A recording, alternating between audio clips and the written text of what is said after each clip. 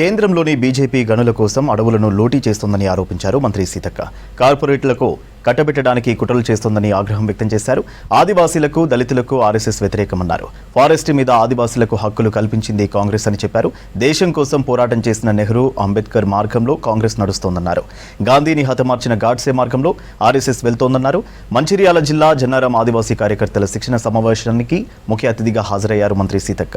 మా మూలాలను మేము ఈ సమావేశాల ద్వారా, ఈ ట్రైనింగ్ ద్వారా మరొకసారి తెలుసుకొని ఆ మూలాలను, ఆ రూట్స్ను కాపాడుకోవడానికి పునరంకితం అవుతున్నామని ఈ సందర్భంగా తెలియజేస్తా ఉన్నాను.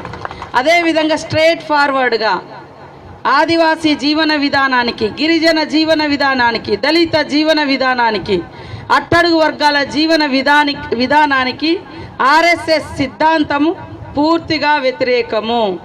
మా స్వయం పాలనకు, మా హక్కులకు, మా దేవతలకు, మా పూజలకు, మా జీవన విధానానికి ఆర్ఎస్ఎస్ సిద్ధాంతం, మనుధర్మ శాస్త్రం ఏదైతే ఉందో అది మీరు కాళ్ళ కింద నుంచి వచ్చారు, కాళ్ళ కిందనే ఒక సర్వీస్ చేసే పర్సన్స్గా, స్లేవ్స్ లాగా బతకాలని చెప్పేది మరి మనుధర్మ శాస్త్రం, ఆ సిద్ధాంతం. దానికి మేము వ్యతిరేకము. అంబేద్కర్ గారి సిద్ధాంతం వెలుగులో కాంగ్రెస్ పార్టీ ప్రయాణిస్తుంది.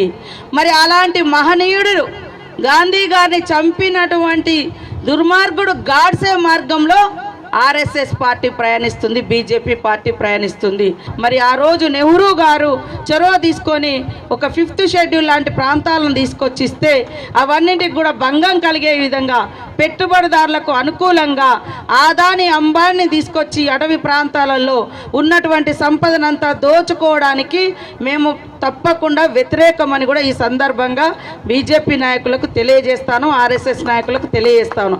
ఇవాళ అటవీ మీద హక్కులు కల్పించింది కాంగ్రెస్ ప్రభుత్వం.